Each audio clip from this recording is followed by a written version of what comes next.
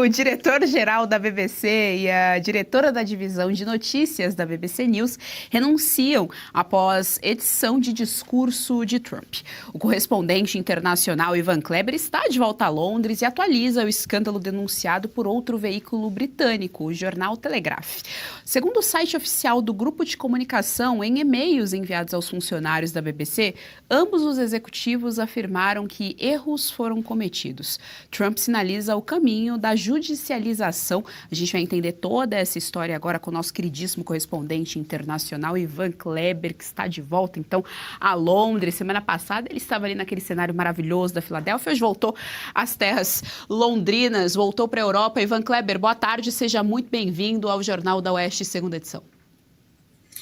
Boa tarde, Geisiane, uma saudação especial a você e a toda a audiência aqui do Jornal da Tarde, segunda edição. Isso mesmo, olha, a BBC News enfrenta um dos seus maiores, se não o maior escândalo de sua história, desde que foi a descoberta aí, não é, do jornal Daily Telegraph, sobre a falsificação, a adulteração de um dos discursos de Trump no dia 6 de janeiro.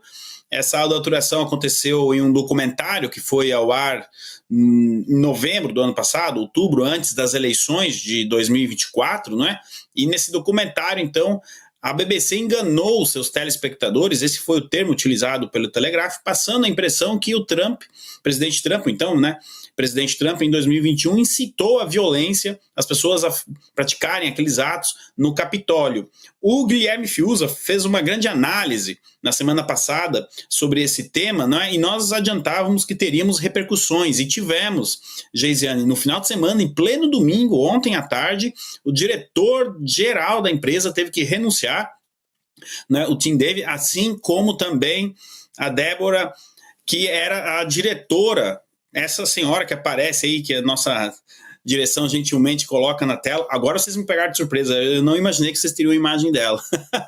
Muito bom. Pois é, ela teve que renunciar também, a diretora de pautas ali da BBC. Hoje de manhã, nessa entrevista que ela concedeu, ela disse que a emissora e a instituição BBC não estão tomadas pela militância, não é? Mas o fato é muito grave. Depois das emissões, por volta do meio-dia, horário de Londres aqui, o presidente da empresa fez um pedido formal de desculpas, dizendo que erros acontecem. Mas como você já adiantou, Geisiane, o presidente Trump não está satisfeito apenas com esse pedido de desculpas, assim, meio que escondido, não é? Ele exige uma retratação da empresa, ele também pede, aí sim, um pedido de desculpas, que a empresa, que a BBC publique um pedido de desculpas a ele, e também a explicação do contexto dos fatos do dia 6 de janeiro. Caso contrário, ele promete entrar com uma ação na justiça, pedindo, Geisiane, nada menos, nada mais do que $1 bilhão. O prazo dado pela defesa do presidente Trump à emissora BBC News termina às 19 horas desta sexta-feira, agora desta semana. Só que o caso, melhor dizendo, do presidente Trump não é o único, Geisiane. O Daily Telegraph revelou também que a cobertura da guerra Israel, o grupo terrorista Hamas, não foi imparcial, em detrimento de Israel, e também questões relacionadas à política trans. A BBC ouviu só um lado e não ouviu o outro.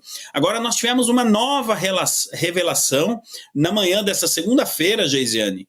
O jornal Daily Mail publicou que pessoas dentro da BBC tentaram impedir uma entrevista com a renomada escritora J.K. Rowling, por conta de suas posições contra a pauta trans, digamos assim, contra a agenda trans. Ela defende os direitos das mulheres, não é? E, por conta disso, então, algumas pessoas tentaram barrar uma entrevista. Isso não aconteceu, você imagina. A J.K. Rowling provavelmente é a escritora mais conhecida do Reino Unido, pelo menos do século XXI. Ela é autora da obra Harry Potter.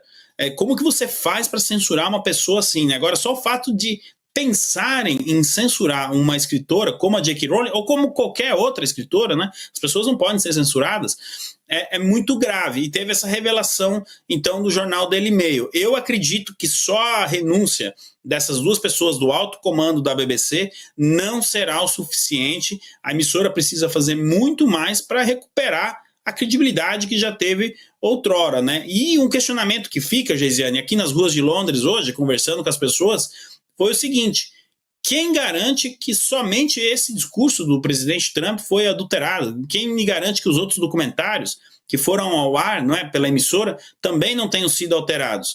Uma divulgação que foi feita também neste domingo, Geisiane, é que provavelmente a emissora vai mudar a abordagem em relação ao assunto das mudanças climáticas, dando a entender que também deve ouvir o outro lado, as pessoas que contestam, não é, essa questão das mudanças climáticas. Então a emissora vai passar por uma verdadeira revolução editorial, é o que as pessoas acreditam que isso aconteça, Geisiane.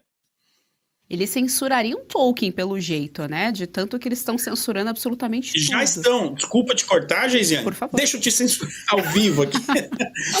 Mas já estão censurando Tolkien, porque você falou, me veio na cabeça. Tolkien já foi considerado extremista e racista em uma universidade aqui da Inglaterra e estão colocando ali um label, um disclaimer sobre a obra, principalmente Senhor dos Anéis, que colocava os orcs, enfim, de um lado, os brancos de outro. Então, Tolkien já está na lista, viu, Geisiane?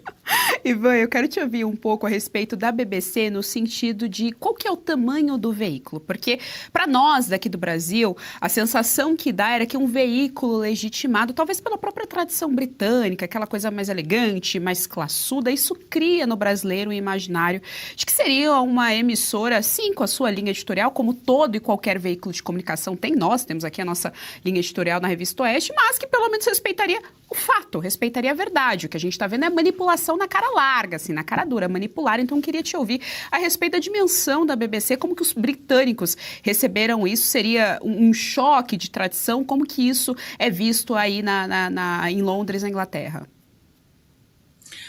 Geisiane, imagine a maior emissora do país que você vive. Não fale o nome dela, mas imagine. Pois é a mesma proporção aqui na Inglaterra. Agora, se imagine 2 diretores em pleno domingo à tarde têm que renunciarem por conta de uma manipulação do discurso do presidente dos Estados Unidos. Eu vou falar da instituição, do cargo presidente. Vamos deixar o Trump de lado por um segundo. Eles editaram a fala do presidente dos Estados Unidos da América. A BBC News, ela tem uma tradição já desde a Segunda Guerra Mundial. Winston Churchill tinha um grande orgulho de dizer que a BBC era britânica. A BBC muitas vezes ajudava a passar mensagens codificadas para os soldados na linha de frente, Geisiane. Ainda, enfim, depois desse escândalo, não sei como é que vai ficar, mas uma das principais instituições. Aqui, realmente, a BBC gozava de muito respeito, mas esse escândalo vai justamente atingir essa reputação da empresa, que de uns 10, 15 anos para cá, veio sendo tomada, né, justamente pela ideologia. Aí, nesse prédio que nós estamos olhando, aí do lado tem uma estátua do George Orwell, autor da obra 1984. Acho que nada mais simbólico do que uma estátua do George Orwell do lado da BBC, depois do que a gente ficou sabendo nos últimos dias. Então foi realmente um baque, e olha, não será fácil a emissora se recuperar desse escândalo, e pelo que a gente está vendo, o Geisiane, tanto o Telegraph, agora o Daily Mail também, eles estão soltando aos poucos. Pode ser que a gente seja surpreendido aí com mais edições, enfim, com mais notícias como essa. Eu acho que o buraco parece que não tem fundo não, viu? Gostou do conteúdo que viu por aqui no canal da Revista Oeste? Compartilhe e deixe o seu like.